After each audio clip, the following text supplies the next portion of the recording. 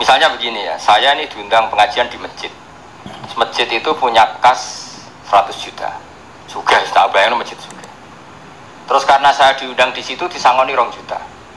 Pertanyaannya adalah, uang yang diwakafkan untuk masjid itu sah enggak untuk sanggup mubalek? Ayo, sapa sing wani muni halal?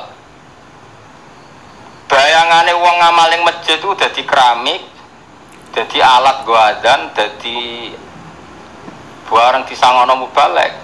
Omah tukono gelang mbek bojone tukono gelang. Masjid di pangan panitia, pangan pengajian itu ya akeh. Lah ora bencal sampean pikir. Sampean nak sinau bapak kok, tapi sampean aja anut kula. Tapi nak hukum kudu anut.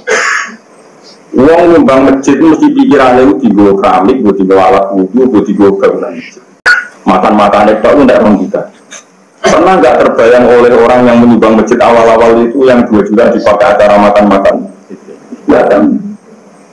Padahal yang bapak itu niatul wakif itu bimanzilatin nasis syarek. Teks yang dikeluarkan dari yang wakaf itu setingkat dengan teksnya syarek. Nggak boleh dirubah. Maksudnya nggak boleh. Ini kalau suwon siapa saja yang mau start masjid di sini atau siapa saja. Kalau ada pengajian atau apa itu bikin urunan yang baru. Assalamualaikum warahmatullahi wabarakatuh. Waalaikumsalam warahmatullahi Sahabat dan pemirsa channel Memori Santri dan channel Solusi Umat semuanya saja rahimakumullah. Pada video kali ini kita akan mengupas tuntas, akan membahas secara lengkap terkait dengan masalah alokasi penggunaan dana kotak masjid. Dan secara khusus pada kesempatan kali ini saya mengundang pemilik channel Solusi Umat untuk membahas. Assalamualaikum Mas. Waalaikumsalam warahmatullahi wabarakatuh. Bagaimana kabarnya? Alhamdulillah. Ya, alhamdulillah saya sehat juga. Sering dikomentari tentang pengkritik Gus Baha. Nah itu makanya saya ngundang jenengan itu karena akan membahas terkait dengan komentarnya Gus Baha. Begini, di dalam telah masuk ke meja redaksi kami itu ada orang yang menanyakan tentang pengajian Gus Baha yang mengupas tuntas terkait dengan alokasi penggunaan dana kotak masjid, di mana dalam video itu Gus Baha memberikan sebuah pernyataan, kalau tidak salah begini pernyataannya, niatul wakif karena si syariat, niatnya wakif itu sebagaimana nasnya syariat, sehingga dengan dasar itulah beliau Gus Baha langsung mengatakan tidak boleh kotak apa? Iya, jadi tidak boleh dana kotak masjid itu untuk mengadakan pengajian, kemudian digunakan untuk bisarohnya mubalek. Itu kalau menurut jenengan bagaimana itu? Nggak masuk ya. Kok bisa? Itu hujahnya jenengan gimana? Betapa banyak ya kita tahu setiap masjid itu rata-rata punya majelis ilmu, majelis pengajian itu juga dananya dari masjid banyak itu. Jadi, kalau ini diharamkan bos, diharamkan. Saya kira bukan se ekstrim itu. Terus mengenai niatul wakil nasi sare itu gimana itu menurut pandangan jenengan? Menurut saya Gus Baha itu ada alfa di sana. Iya. Ketika membahas niatul wakif karena si sare itu saya kira bukan begitu. Kalau kita melihat di teks-teks literasi di dalam kutubul fikih itu, ya, tidak ada teks seperti itu. Niatul wakif itu tidak ada. Yang ada itu apa yang ada? Satu wakif. Oh, satu wakif ya. Makanya ketika itu niatul wakif, niat seorang wakif itu tidak punya pengaruh hukum di dalam fikih, itu tidak ada. Makanya ketika ada di dalam fikih itu selalu ada kaidah nahnu nahkumu bidhahir. Ya. Dan kalau memang niatul wakif itu jadi problem hukum di dalam wakaf, nanti ya bagaimana kita mengetahui niatul wakif, niat seseorang? Jelas tidak. Itu begini loh. Saya pernah melihat di dalam salah satunya, saya bukakan di dalam kitab I'anatul Thalibin. Ya. Itu ada penjelasan ketika ini saya ingin menjelaskan bahwa betapa tidak adanya pelafatan seorang wakif itu yang dipakai adalah urful mutorid. Artinya niat itu tidak pengaruh. Yang dipengaruhkan adalah adanya ucapan, atau kalau tidak ada sama sekali maka nanti larinya kepada uruf. Itu ada. Bismillahirrahmanirrahim di dalam I'anatul Thalibin juz awal Shafifah 55. Yahrumu at-tatahhuru bima'in la yudro hal musabbal li syurbi aw li tatahhur wa sayadkuru asyarih fi babil waqfi annahu haitsu ajmala al-waqifu syartahu. Jadi memang wakif tidak ada kejelasan. Misalnya di dalam realita ya ada kotak amal berjalan begitu. Wakif tidak ngomong kepada siapa-siapa, langsung memasukkan uang. Kalau tidak ada seperti itu, syartahu utubi'afihi al-urfu al-mutaridu fi zamanihi li'annahu bimangzilati syartil wakif. Jadi ketika tidak ada wakif itu tidak pengaruh. Ketika tidak ada ucapan, larinya bukan ke niat, tapi kepada uruf, pada uruf. Karena niat itu tidak bisa dideteksi. Tidak bisa dideteksi. Misalnya dengan ucapan atau dengan uruf yang berlaku ketika zamannya. Tapi kan begini, kalau seingat saya ya di dalam kitab I'anatul Thalibin ini juga di sana dikatakan kalau ini saya punya ibarat itu, ini mohon maaf loh ya kalau saya ini tidak setuju dengan jenengan. Jadi kalau di dalam I'anatul Thalibin itu kan begini. Wa innama utubi asartuhu ma'al khurujil mauquf an milkihi nadron lil wafa bi gharadihi alladzi makanahu syar'i. Jadi kalau ini kan terkesan begini ibarat niki. Syarat dari si wakif itu sangat mengikat karena ini dalam rangka menjalankan apa yang menjadi tujuan dan niatnya si wakif. Lah ini berarti kan niat sangat berpengaruh. Coba diteruskan ibarat itu. Coba diteruskan. Falidhalika yaquluna falidhalik yaquluna syaratul wakif kana sisare. Oh iya ya itu. Tidak ada. Di redaksi kitab manapun tidak memakai niatul. Makanya kesalahan Gus Bahak di sini ketika memahami niatul wakif itu seperti kanasi syari, akhirnya mempunyai bias begini Gus. Oh, kalau ada orang sedekah wakaf nanti dipakai pengajian akhirnya gerundel. Ya, penggerundelan ini misalnya yang masjidnya nanti orang yang memakai itu masjidnya orang Wahabi misalnya gerundel. Itu nggak pengaruh di dalam bab wakaf, tidak asalkan tidak betul-betul di dalam tidak ada lontaran kata-kata kepada orang sinajir atau siapa. Artinya yang saya permasalahkan di dalam pengajian Gus Bahak itu memang tidak ada kejelasan, itu larinya jangan ke niat tapi kepada lafadznya atau kepada uruf yang tapi kan yang jelas bagaimanapun ya saya juga sepakat kalau niat itu tidak bisa dideteksi, tapi kan pernyataan Gus Bahak tidak bisa disalahkan sepenuhnya karena memang niat itu jadi tetap pertimbangannya niat, hanya saja sebagaimana panjenengan katakan nahnu nahkumu bidzawahir, niat itu akan bisa dideteksi satu dengan syaratul wakif, ketentuan wakif. Yang kedua, kalau tidak ada ketentuan berarti uruf al-mutarid, kebiasaan yang berlaku. Begitu ya? Betul. Karena saya tambahin lagi. Perlu diketahui, Gus Bahak mengatakan begini, teksnya Gus Bahak dawuhnya begini. Kalau hukum ikut saya, kalau ikut saya terserah. Tapi kalau hukum harus ikut saya. Terus saya tidak setuju, sama sekali nggak setuju. Terus ikut siapa? Ya, ikut literasi kita secara ilmiah. Gitu ya. Ini bukan dalam rangka apa istilahnya saya ikut kelompok ini.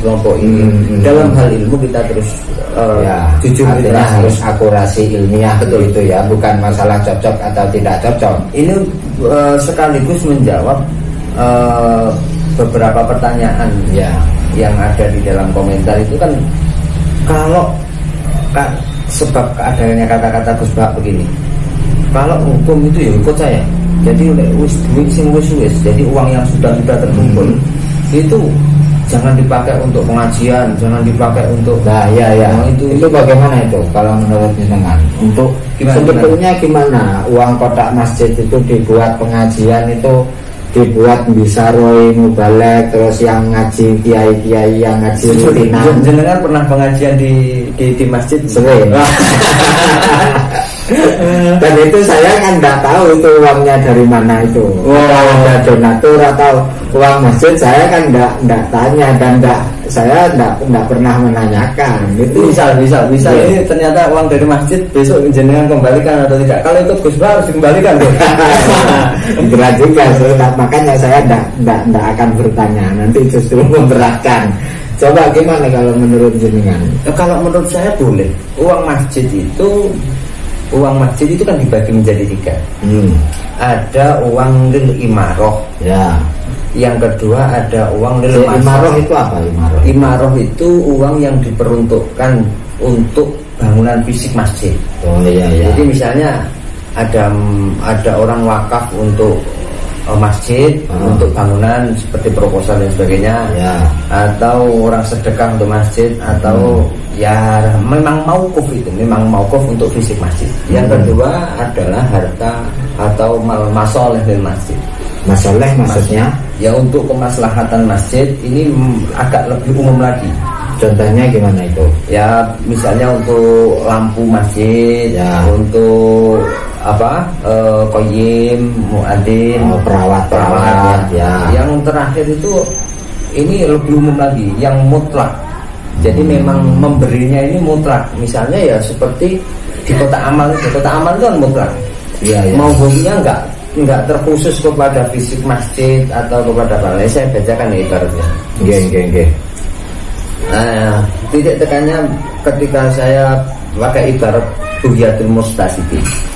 Wa yajuzu bal yundabu lil qayyim ayat alama yuqtadu fil masjid min qahwatin ya wa duhunin wa nahwihima mimma yarghabu nahwal musallin wa illam yuqtad qablu idza zada ala imaratihi. Ini ya penegasan saya, ibarat saya untuk menjawab boleh enggak dana masjid untuk yang mutlak itu untuk selain fisik masjid. Ternyata di sini boleh untuk membeli kopi. Kopi untuk apa itu? Itu untuk biar orang-orang tertarik. Semangat jamaah itu. Jadi lah terus kalau untuk disarah mubalek itu masalahnya di mana? Itu nanti kan ya selain membangun fisik masjid kan membangun orangnya itu kan juga biar nanti didatangkan. Salah satu caranya mendatangkan mubalek nanti biar diberi nasihat-nasihat tentang jamaah, diberi itu akhirnya nanti jamaahnya malah tertarik. Maksudnya tadi itu ya yuraghibu nahwal musallin. Ya yuraghibu nahwal musallin itu tadi seperti itu contohnya ya tidak. Jadi kalau menurut saya Gus Bah ini terlalu cepat dalam memahami mal masjid tadi ada 3. Oh ya. Tapi begini Gus. Coba yang masjid itu di mana itu ibaratnya? Yang masjid ada 3 itu. Itu tadi ada di kitab Hasyiatul Yubi. Saya bacakan ya. Bismillahirrahmanirrahim. Wa'lam anna amwalal masjid tangqasimu ala salasati aksamin. Mal masjid, mal harta masjid itu ada 3. Ya. Yang pertama kismunil imaroh kal mauhub wal mutasaddaq bih lahu wa ra'ul mauquf alaih wa kismun ini yang kedua wa kismunil masoleh kal mauhub wal mutasaddaq bih wa kadarul mauquf. Yang ketiga wa kismun mutlaqun kal mauhub wal mutasaddaq bih lahu mutlaqun. Ya. Jadi tidak serta-merta dana masjid itu semua langsung kepada imaroh tidak. Saya lihat dulu, tidak semua langsung kepada fisik masjid. Okay.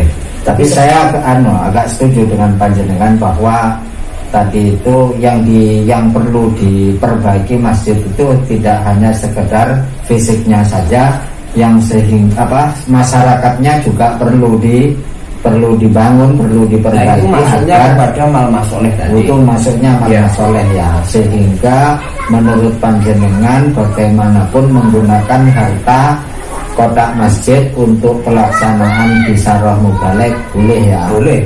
Oh iya, saya sendiri alhamdulillah kalau boleh. Itu kan saya cari posisi aman. Tapi maksudnya. saya juga punya kejanggalan Gus, mumpung bertemu jenengan ini. Ya, bertemu jenengan. Kalau melihat fenomena yang terjadi ini di beberapa masyarakat, saya juga banyak disodori pertanyaan. Saya sekarang itu kan banyak masjid yang direnovasi. Ya, memang sekarang itu musim sekali. Iya, masjid masih kokoh, masih bagus karena trennya sudah beda. Akhirnya dibongkar direnovasi. Lah itu kan nggak membutuhkan sangat membutuhkan dana banyak sekali, tidak sedikit. Lah terus yang menjadi permasalahan begini, panitia pembangunan itu membuat proposal. Selanjutnya diberikan kesempatan untuk orang-orang sekitar atau baik panitia sendiri atau yang lain. Ya. Kalau bisa mencari dana dengan proposal itu diberi ujroh atau diberi bayaran 5%, ada yang sampai 10%.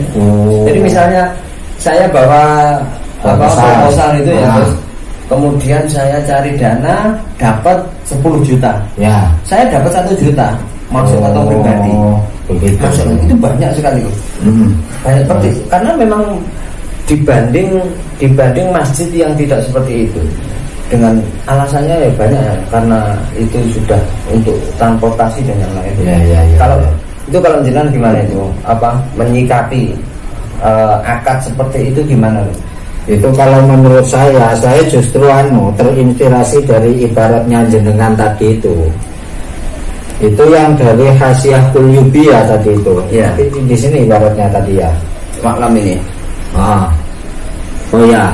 Wa'lam anna amwalal masjid. Jadi ketika harta masjid itu dibagi 3, yang pertama adalah untuk fisik, kemudian berarti untuk fisik tok.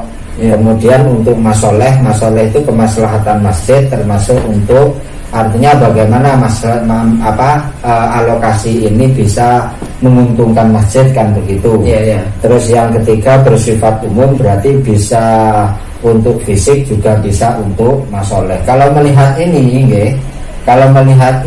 itu saya melihatnya begini, bahwa orang mencarikan dana untuk masjid ini kemaslahatan masjid apa bukan kira-kira? Jelas ini kemaslahatan masjid, karena masjid butuh uang untuk renovasi kan begitu.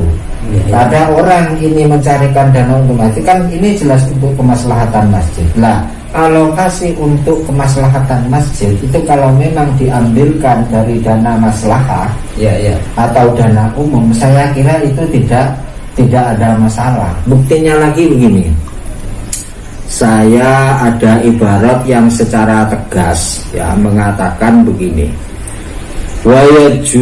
di dalam Fathul Mu'in, wa yusrafu rai'ul mauquf alal masjid mutlaqon. Jadi penghasilan wakaf yang diwakafkan kepada masjid secara mutlak tadi bisa untuk masoleh dan imaroh aw ala imarotihi fil bina walau liman narotihi, bisa untuk membangun menara termasuk adalah wafi ujrotil qayyim, dan wafi ujrotil qayyim dibuat untuk bayaran orang yang merawat masjid. Jadi uang dana masjid yang untuk masoleh atau yang untuk umum mutlak tadi itu boleh dialokasikan untuk orang bayaran orang yang ngopeni masjid. Ini kan boleh.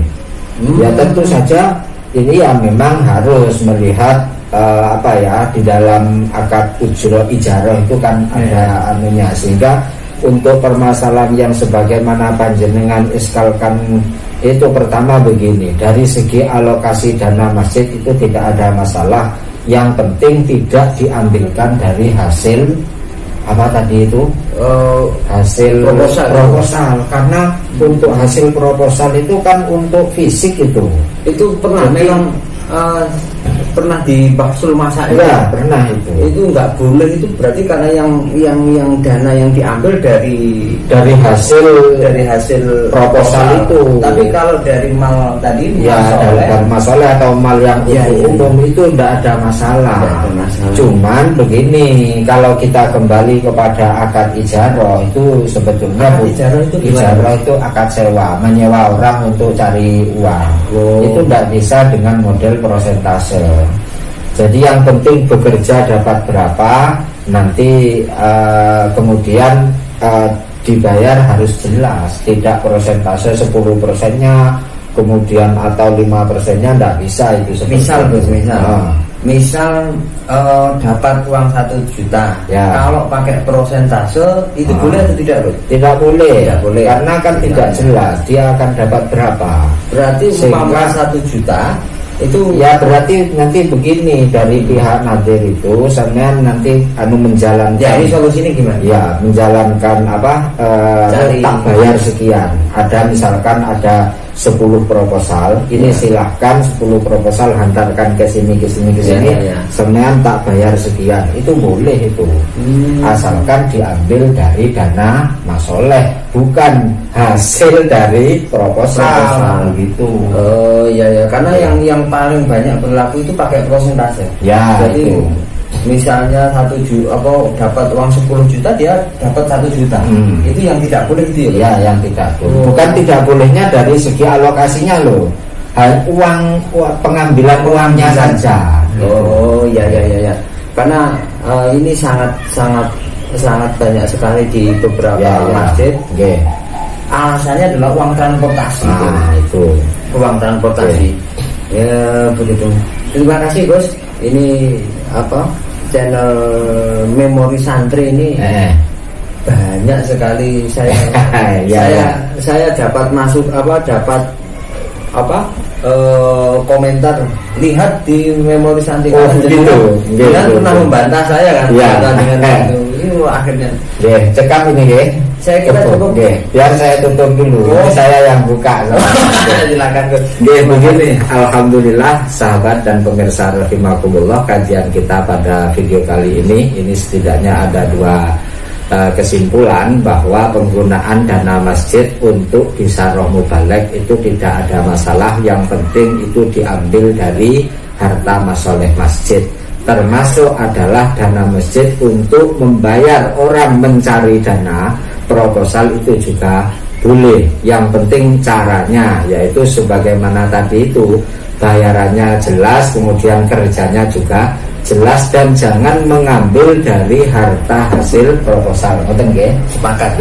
Alhamdulillah, semoga kajian ini bermanfaat bagi kita semua. Jangan lupa bagikan agar manfaatnya lebih bisa dirasakan banyak orang. Sekian, mohon maaf, terima kasih. Assalamualaikum warahmatullahi wabarakatuh.